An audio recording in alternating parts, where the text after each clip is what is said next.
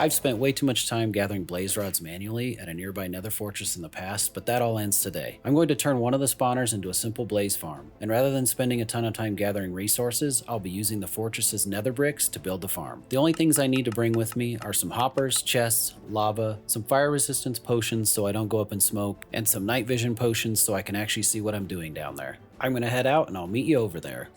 Okay, so I've made my way over to the nether fortress and set up a little base of operations. I'll just chug a fire res potion and night vision so y'all can see clearly. Then I'll clear out this area as quick as I can without dying and get the farm built. It's going to be a straightforward design, a simple cube with lava flowing to push the blaze into a kill chamber. I'm not focusing on decoration this time as I want to eventually find a fortress with multiple spawners for a mega farm. I can't remember where I first saw this design, but I'm sure there are similar ones on YouTube if you want to build it yourself. I'll go ahead and clear this area out some more so we can start building the farm. Right now I just need to gather up all of the nether bricks that I'm going to use for the outer structure. I tried to use the glowstone blocks to light up the spawner, but it's not working to stop the blaze from spawning. It's becoming a bit of a nuisance trying to build and then kill them. With the fire res, at least I don't burn, however the melee attack from the blaze hurts quite a bit. I need to speed this up a bit and get this finished. Well, that took a bit longer than I would have hoped, but now I have the main spawning chamber completed. All I need to do now is place the lava buckets and seal everything up. I think had I taken the time to figure out how to keep the blaze from spawning, this might have gone a lot quicker. I've already gone ahead and completed the killing area and added the chests to collect all the goodies. The blaze farm is working like a charm now. I've already collected over 2 stacks of blaze rods, mostly from killing the blaze while building the farm. Now that I have the blaze farm all completed, I can head back to the overworld with a fair amount of blaze rods to help me complete our side quest. I'll see you back at the base and tell you all about it. Alright, well we're back at the base now with stacks of blaze rods. I've also got a bunch of ender pearls, and you know what that means. It's dragon slaying time. I hinted at this last episode, and now it's finally happening. I've already brewed some slow falling potions, which will be a lifesaver in the end. I'm going to need a few more items though. I need to bring some cobblestone, some night vision, and the slow falling potions I've already made. I'll need some extra bottles for dragon's breath. I'm going to make a few rockets. And I'm also going to make an enchanted book with mending and unbreaking 3 on it, as well as bring an anvil just in case we happen upon a ship while we're in the end. I've got everything ready to go, so let's throw the first eye so we can find that stronghold. Looks like it's going to be to the northwest. I'll go ahead and grab my boat and we can head out. If you notice, I only have 2 levels now. I had to craft a new bow since my old bow is starting to break and it's getting to be too expensive to repair. I'm hoping we don't have too much traveling to do, and the stronghold is fairly close. I only brought 20 eyes with me, so hopefully we don't break too many. We're still headed to the northwest of the base. We'll throw a couple more pearls, see where we're looking, and now it looks like we're going the other way. Throw a couple more eyes here and see what we can find. This looks like it's the spot, but let's see. Okay, it's not. Okay, it went down this way. Yep, there we go. Alright, I think we found the spot. Let's go ahead and start digging, and I'll see you when I find the portal. Excellent, I've managed to find some stone bricks to the stronghold, and we've got the I Spy advancement. I can't find a way through, so I'll go this way. Looks like I can go left or right, and I think, you know what? Let's go to the right. Up the stairs, and there's a spiral stairway, and over here, there's a zombie spawner. Excellent. I've managed to locate the library, and there's an eye armor trim and some books, but nothing useful. Let's move on. This is a very broken stronghold, but I finally found the portal room. I'll go ahead and break the silverfish spawner, chuck the eyes in, and then we can jump through the portal to the end island. Wish me luck.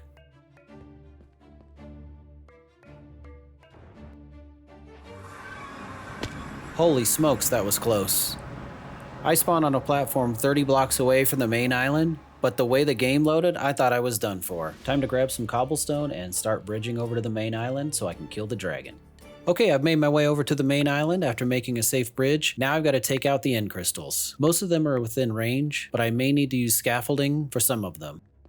Let's get this first one. Got that one. Number 2.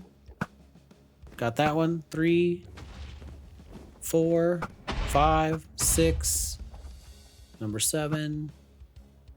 8, climb up here, get 9, and then I think I've got one more across the way. Yep, I did miss that one. And there's 10.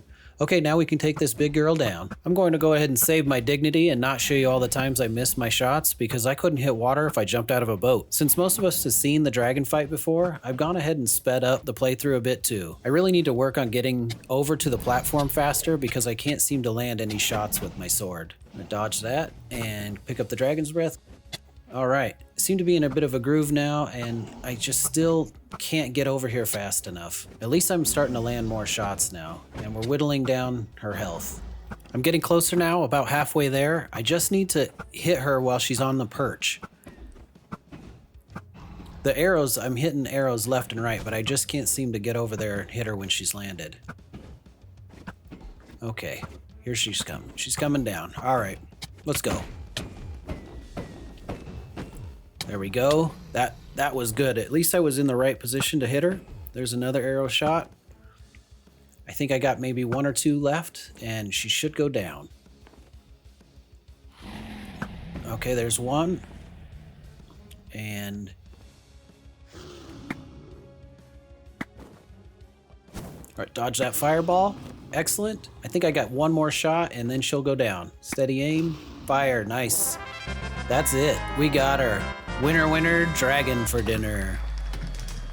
Wow, that was intense. But the dragon is defeated, and we've now officially beaten Minecraft in hardcore. The end gateway is just on the other side of the towers behind me, so let's go take a look and see what awaits on the other side. Okay, on the other side of the end gateway, and I'm greeted with a ship off in the distance. I've got a bridge over there, and go check it out. I've made my way over, and would you look at that? Not 1, but 2 end cities, and both of them have ships. I'm gonna make my way up to the first one and get my hands on the elytra. Let's go.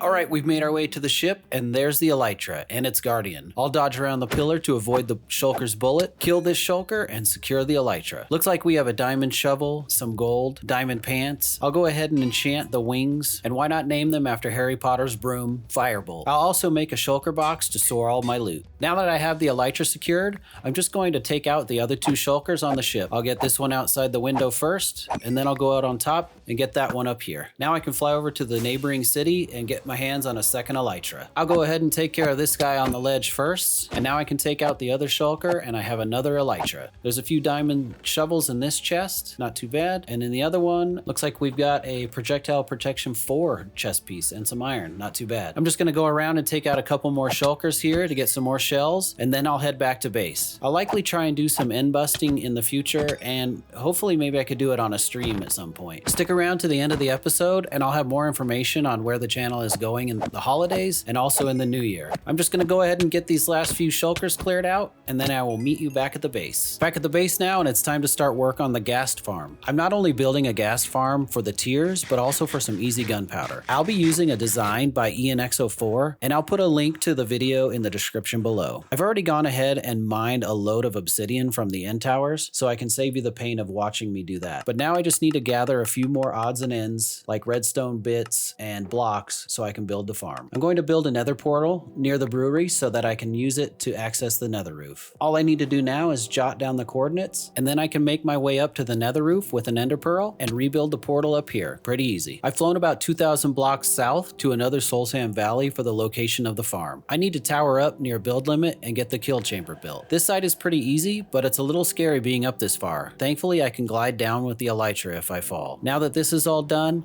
I just need to light the portal and go through so I can build the overworld portion of the farm. I've already gone ahead and jotted down the coordinates of this portal, so it'll be easier to build the portal on the overworld side. I think I've traveled about 11,000 blocks south now that I've gone through the nether portal, but there's no time to waste here. It's time to tower up and build the second half of the farm. This design has alternating portals to hold the ghasts long enough for them to cool down and go back through the portal. What it does is it lights one of the portals every few seconds and destroys the other one. This This is a bit of a pain trying to build this without dropping blocks or falling, and during the build I was attacked by phantoms, which was no fun. But now I've just about got it all wrapped up, and it's time to head back and build the spawn platforms in the nether. The spawning platforms are fairly simple. They're just big nether portals, and the ghasts are immediately teleported to the overworld side when they spawn. Once I start building out the platforms, I'm going to light the portals, so if a ghast does spawn while I'm building, they're sent directly to the overworld and don't cause me any issues. There's a total of 6 portals on this farm. If you'd like to build a bigger version of the farm, you can actually add more portals vertically,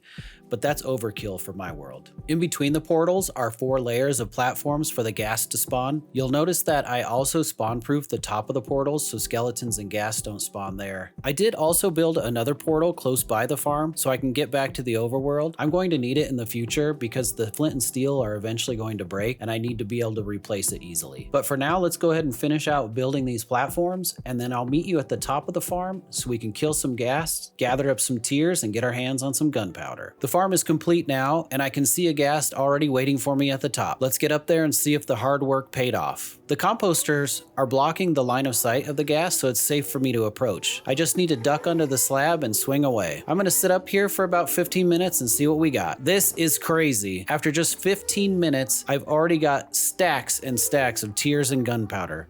Another farm done and well worth the effort. I've got one more crucial farm to build, a magma cube farm. I've already gathered all the resources that I need and found the spot that's just south of the base portal. It's time to start building. For any of you that have seen my Froglight farm from the survival series, this farm will look very familiar to you. I'm simplifying that farm to only capture magma cream at this point. Later on, I can easily convert this to a Froglight farm, but for now I need fire resistance, not fancy lights. The farm is now essentially completed, but I just need to add the iron golems and powdered snow to the bottom of it. The snow on the chains will damage the larger magma cubes and drop the loot below. The iron golems are here to attract the cubes so that they fall into the snow.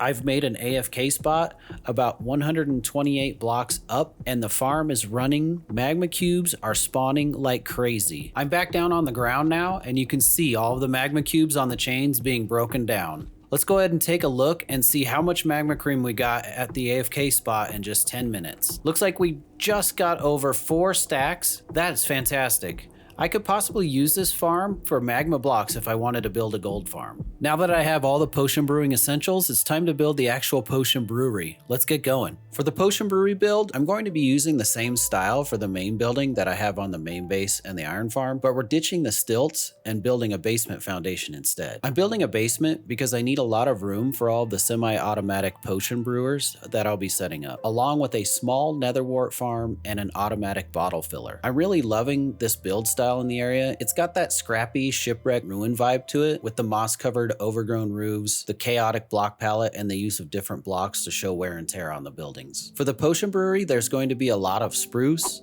birch, oak, dark oak, and brown mushroom. And then for the roof, I'm going to use different deep slate and cobblestone variants along with some moss blocks. I haven't decided exactly what to do on the interior of the brewery yet, but there's going to be an area in the attic that will act as a small potion laboratory. Eventually, I might move over a few cleric villagers into the brewery as well to trade for glowstone, redstone, and ender pearls. If you've made it this far and you're enjoying the video, consider hitting the like button and subscribe so you don't miss out on future episodes. I'm aiming to get 100 likes on this video, and if we do, I'll mine 100 ancient debris for the next episode. Also, a quick update on the channel, I'm planning on streaming in the future. I'll likely stream on Thursday afternoons to start, and if I can manage, I'll add a second day as well. Keep an eye out for a community post with the date and time for upcoming streams. The potion brewery is just about finished. I just need to add a few more details on the roof, and then I can show you how the inside turned out. I'm really liking how the roof is turning out. The holes on the top are a nice touch, and the use of deep slate and cobblestone look really good too. Alright, let's take a quick tour of the potion brewery. I'll start down in the basement where I've built semi-automatic brewers for all of our potion essentials. I have brewers for splash potions, weakness, speed, water breathing potions, invisibility, night vision, fire resistance, regeneration, and healing. Let's go ahead and brew a quick batch of fire resistance potions so I can show you how the brewers work. All of the droppers are filled with the ingredients in order, starting with nether wart and then the ingredient and then redstone to make it longer. Now I just hit the button and the brewer starts. While that's going, I can show you the bottle filler that I had a friend of mine, Spa, design the redstone for. All you do is hit the button and it gives you 9 filled bottles. Let's check on the fire resistance potions. Now that they're finished, I can bring them to the splash potion brewer, except I forgot blaze powder. Duh. Go ahead and fill that, and then let's get this brewing. And now that that's finished, we've got 3 fire resistance splash potions. Now I can take you over to the other half where we have the Nether War farm. I've got a witch living in here that I've put in. I captured the witch while I was building the place. This is the portal that goes to the nether roof, and then the chests that are around are just to store nether war, and then I have some other building blocks. Now that I've shown you the basement, I can take you up to the main part of the build. All we need to do is go up these stairs here, and that takes us to the main floor where we have an empty area. There's not much of an interior yet, but up this ladder here is what I'm calling the laboratory. I definitely think some clerics would be great up here. For now, that's going to have to do it for this episode, though. I'll have to move the clerics in another time. Thank you so much for watching. This has been CraftmasterB signing off. Bye-bye, everyone.